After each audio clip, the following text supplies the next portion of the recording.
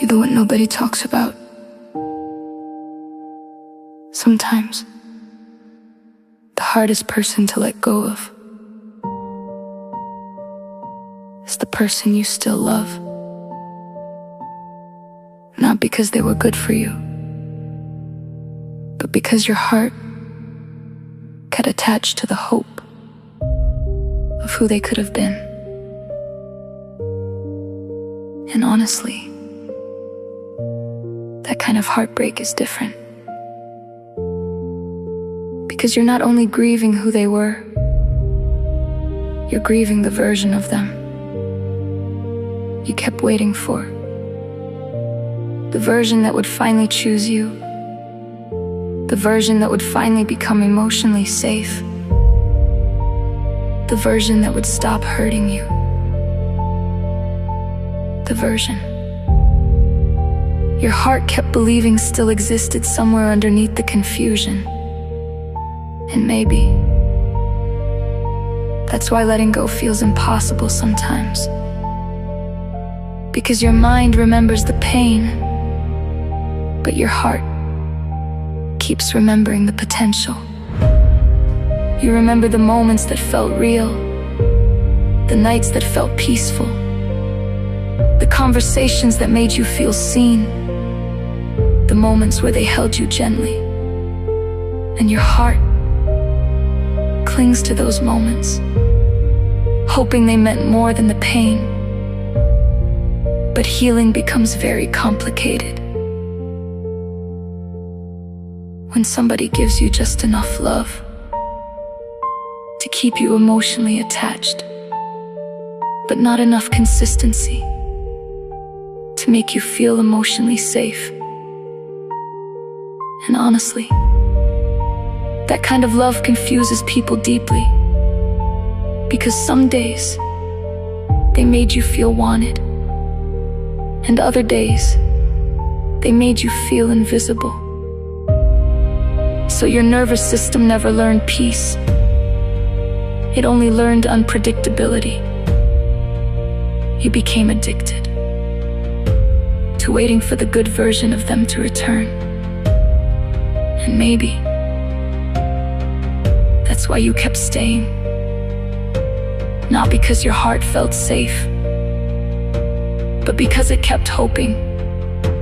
Hoping the distance would disappear.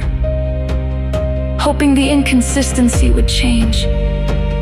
Hoping the emotional confusion would finally become clarity. Hoping one day the love would stop hurting. And that kind of hope can keep people trapped for a very long time. Because the hardest relationships to leave are not always the worst ones. Sometimes they are the relationships that gave you small moments of beautiful love between long periods of emotional pain. And those beautiful moments become dangerous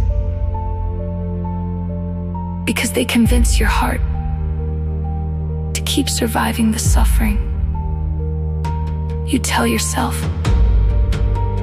maybe things are getting better. Maybe they're trying. Maybe if I love them more gently. Maybe if I become easier to love, they'll finally stop hurting me. And honestly, that changes a person slowly. You become emotionally tired. You stop trusting your instincts. You start normalizing emotional pain. You become used to anxiety. You become used to overthinking. You become used to checking your phone constantly. Used to waiting for reassurance.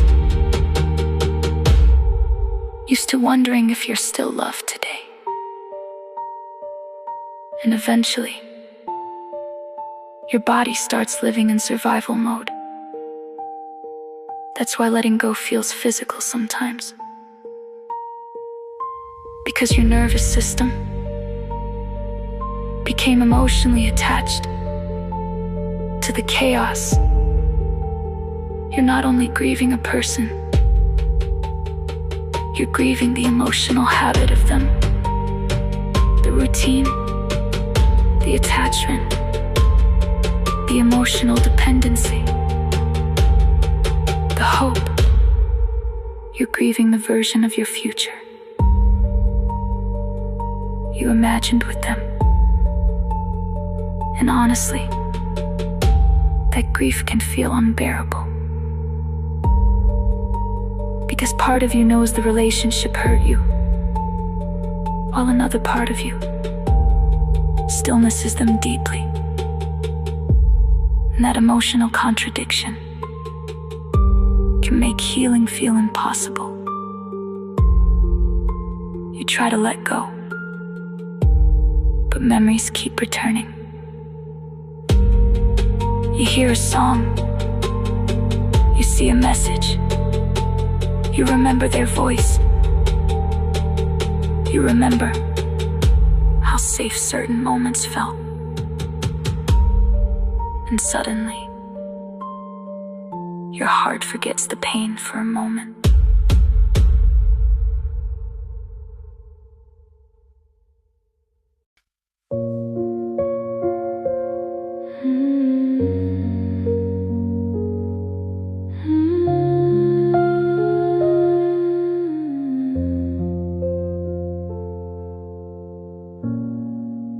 That's what attachment does. It romanticizes the comfort while minimizing the suffering. But healing requires honesty, the kind of honesty that finally says, yes, I love them. Yes, part of me still misses them, but this relationship was hurting me, and that truth hurts, because sometimes love alone is not enough to create emotional safety.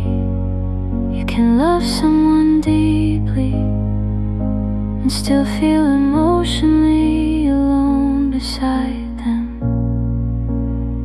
You can love someone deeply and still become anxious every day. You can love someone deeply and still lose yourself trying to keep them. And maybe that's the part nobody wants to accept.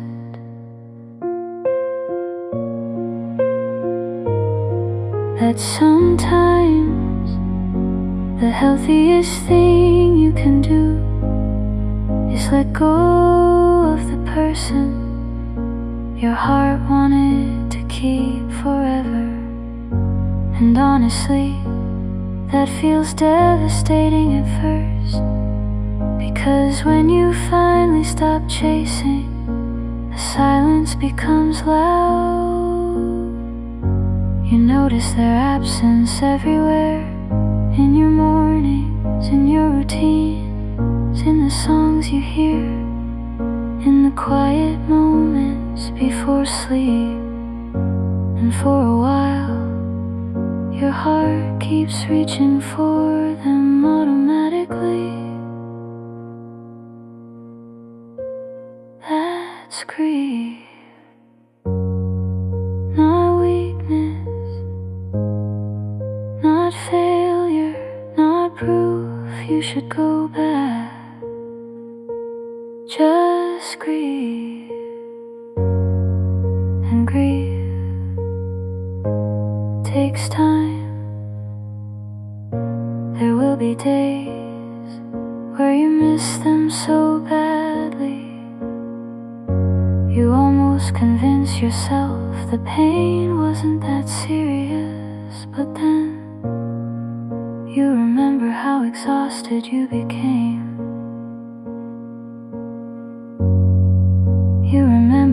anxiety, the emotional instability, the confusion, the overthinking, the loneliness you felt, even while loving them. And slowly, clarity begins replacing attachment. You stop romanticizing the suffering. You stop blaming yourself for their inconsistency. You stop believing you were difficult to love. And for the first time, you begin seeing the relationship clearly, instead of emotionally. And honestly, that changes everything.